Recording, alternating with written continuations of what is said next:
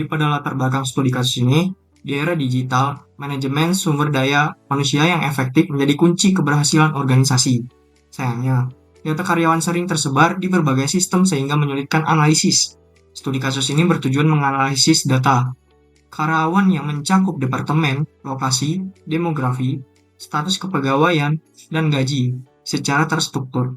Hasil analisis ini diharapkan dapat mengungkap pola distribusi, tren gaji, dan informasi strategis lainnya yang berguna untuk menyusun kebijakan SDM, mengoptimalkan sumber daya, serta meningkatkan produktivitas dan kepuasan karyawan.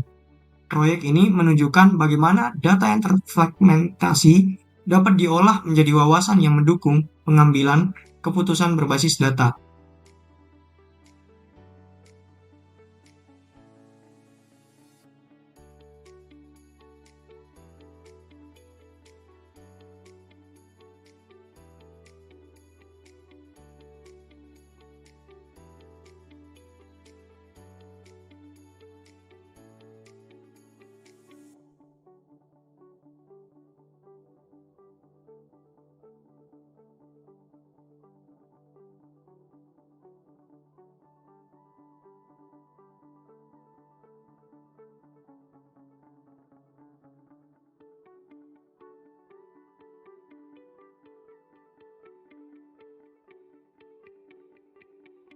Kemudian ada tujuan dan manfaat. Tujuannya yaitu proyek ini untuk mengintegrasikan berbagai dataset karyawan agar dapat dianalisis secara menyeluruh. Analisis tersebut meliputi distribusi pegawai, demografi, serta tren gaji guna menghasilkan insight strategis bagi pengambilan kebijakan SDM. Manfaatnya yaitu proyek ini memberikan dasar bagi pengambilan keputusan sumber daya manusia yang lebih tepat, efisien, dan berbasis data faktual. Selanjutnya untuk desain data warehouse, sumber data yang kami gunakan adalah data dummy hasil rekayasa dari AI yang terdiri dari 4 file, yaitu employee, salary, department, dan location.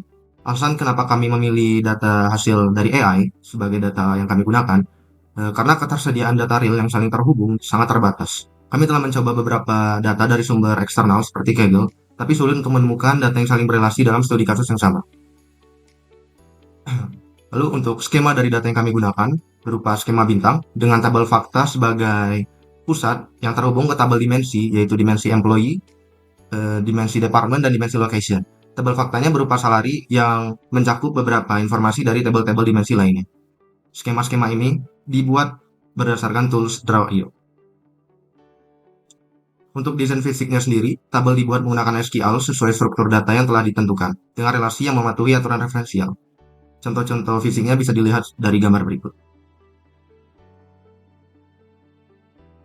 Oke, kemudian proses ETL gitu ya, extract, transformasi sama load. Yang pertama extract dulu. Kita ada 4 data gitu ya, data diekstrak dari 4 file CSV, lalu diperiksa secara konsisten. Kemudian tools yang digunakan yaitu Python menggunakan package pandas untuk membaca, menampilkan, dan juga memastikan format data telah sesuai gitu. Salah satu kode sintaks atau yang kami gunakan di laporan, kemudian di kasus ini juga salah satunya sesuai yang digambar gitu, yang disematkan. Kita import pandas, kemudian kita tampilkan gitu tabelnya ke dalam tabel dengan menggunakan tabulate biar tampilannya lebih rapi gitu. Kemudian yang kedua yaitu transformasi, yaitu meliputi penggabungan data antar file, perhitungan umur pegawai, klasifikasi status pegawai, serta pembentukan kolom kuartal dan waktu gaji. Salah satu kode yang digunakan dalam bagian ini ya kurang lebih seperti itu seperti digambar itu. Kemudian load, data dimuat ke dalam tabel data warehouse sesuai dengan skema. Validasi dilakukan untuk memastikan integrasi antar tabel dan ketiadaan nilai nol di kolom kunci. Kemudian query DML-nya salah satunya seperti ini gitu. Kita ngebuat tabel dimensi employee atau pegawai dengan atributnya seperti itu. Kemudian di sampingnya yaitu query DML insert, di mana kita menginsertkan setiap value ke dalam tabel dimensi employee yang nanti hasilnya akan termuat dalam tabel employee gitu. Kemudian masuk ke query all-up ya. Di sini kita ngebahas 3 poin yaitu group by, roll up, dan cube. Group by sendiri tuh menampilkan rata-rata gaji per departemen gitu, yang kasus yang kami ambil gitu. Kemudian roll up menghitung total gaji per departemen dan total keseluruhan. Kemudian cube menganalisis kombinasi departemen dan kota untuk melihat distribusi gaji dari multidimensi itu. Kemudian operasi all up yang dilakukan yaitu drill down, roll up, slicing, dan dicing gitu. Kemudian langsung ke contoh kasus kita yang kami sampaikan di video presentasi ini cuma satu kasus saja, yaitu berubah ya. Dimana kita mau menampilkan departemen name, kemudian amount yang kita rata-ratakan, kemudian kita liasi sebagai rata-rata gaji yang sumbernya dari tabel salary atau tabel fakta salary atau gaji.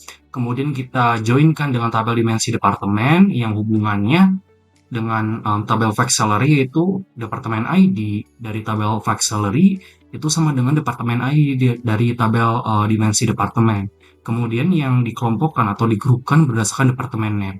Kemudian outputnya bakal seperti yang digambar gitu. Dimana engineering rata-rata gajinya sekian, finance, HR, marketing, dan sales seperti yang ada di gambar. Oke, bisa kita lihat di menu visualisasi itu sendiri ada terdiri dari 5, yaitu bar chart, line chart, terusnya donut chart, dan heat map, dan dashboard. Pada bar chart sendiri terdiri dari 5 departemen dengan total gaji tertinggi. Bisa kita lihat sendiri, pada HR itu melebihi 200, ada engineering, marketing, finance, dan sales. Selanjutnya line chart.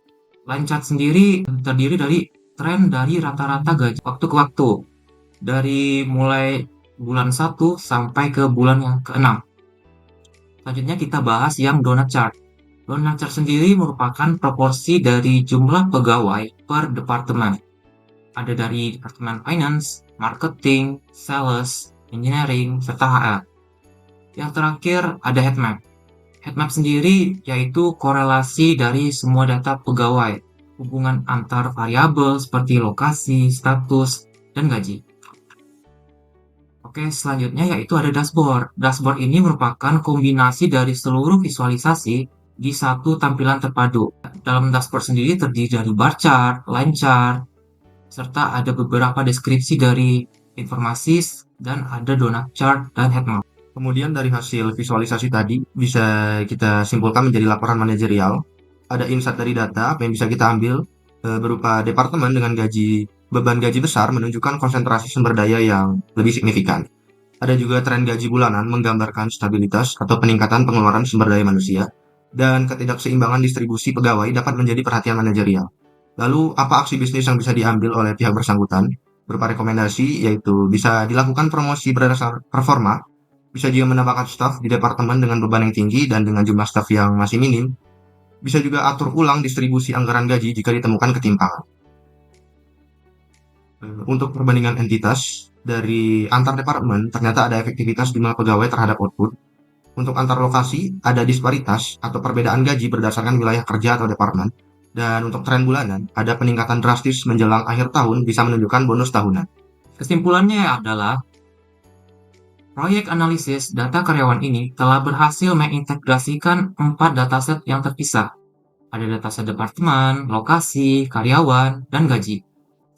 Ini akan menjadi suatu kesatuan data yang koheren dan siap untuk dianalisis. Proses ini melibatkan langkah-langkah penting seperti pemuatan data, inspeksi awal untuk memahami struktur dan tipe data, serta identifikasi potensi kebutuhan pembersihan atau transformasi data. Nah, meskipun dataset yang disediakan relatif bersih dan terstruktur, pendekatan sistematis ini memastikan bahwa data yang digunakan untuk analisis adalah akurat dan konsisten.